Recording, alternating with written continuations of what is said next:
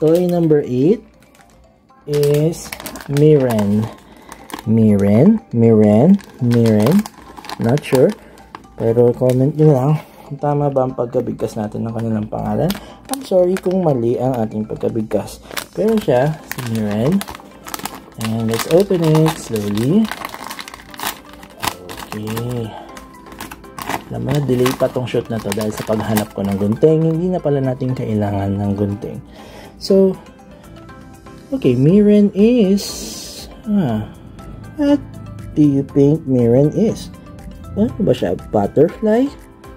Pero meron siyang horns? Is it horns or antenna?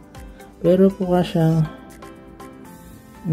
parang siyang it's a type of monster kasi parang hairy yung kanyang...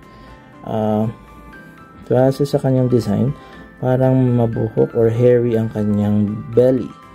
Alright, pero it's cute. Okay, I'm not sure kung ano siya.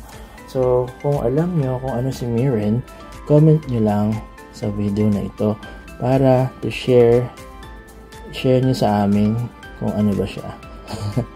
Okay, pero yan si Miren. Okay, it's ano ba siya? Pink, red, crimson, fuchsia, I'm not so sure. Pero mukhang red.